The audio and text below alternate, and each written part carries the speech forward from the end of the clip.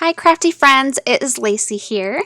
Today I am sharing a card that I'm creating for the Crafty Christmas in July YouTube hop. This is hosted by Heather's Crafty Life, and if you see that image, you'll see a bunch of different holiday-inspired projects this month. So I'm going to start with this Ink Road Stamps die cut. So I designed this die cut, and it is the DIY stitched window die. And then I'm going to use some Lawn Fawn stamps. I do not actually use the hillside stamp, the die, but I do use the other two stamp sets. So I'm also using the Echo Park Celebrate Christmas. This is from the 2018 holiday collection. So here I am just laying out my card design, and then I'm going to go through and pick out a piece of pattern paper. So since I'm going to use the houses and the Christmas trees from that Lawn Fawn set, I am going to use this snowflake Kraft background. So first, this is going to cut an A2 size card. The stitching will be on the outside, which is great when you're doing layouts and traveler's notebook projects. So the inside will just cut the card size to exact A2 size card. Now, I like to lay everything out and try to do as least amount of cuts as possible. So here I am laying out the long, I believe it's 1 inch by 3 inch, and then the 3 1-inch squares. So I am just going to set those up with some purple tape, and then I will cut this out with my die cut machine.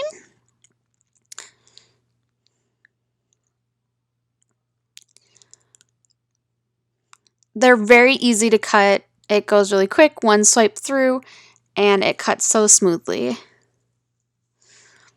Alright, so now I want another one of those 3 inch by 1 inch strips, because I'm going to use several sentiment and then several images.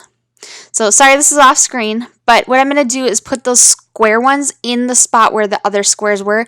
That way I can line this up and have a perfect distance between the squares and the top and the bottom die cuts. So I was just lining those up, and then I'm going to run that through my die cut machine one more time.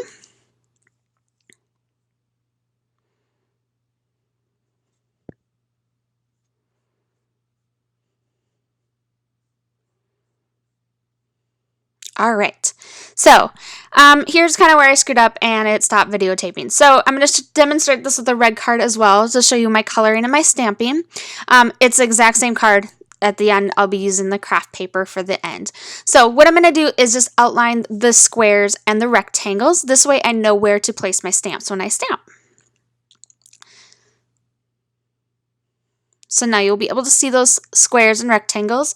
And then using my MISTI, I am going to stamp the Lawn Fawn Simple Celebrate Winter. And I'm going to use the houses, and then I'm going to use the trees and the little squares. So I'm just going to stamp that in Memento black ink, because I am going to be Copic coloring these images. And actually just one, I only had to stamp that once. It turned out great just in one stamp. Next, I'm going to use the Lawn Fawn Winter Scripty Sentiments, and that's going to go in the upper rectangle. I'm going to use the Joyful Wishes, and I'm going to use the Lawn Fawn Cilantro ink, which matches really great with the Echo Park Celebrate Christmas paper. This I will stamp a second time. It just didn't stamp as clearly as I wanted it to, or evenly, I should say. All right, so I like to put everything away as I'm working.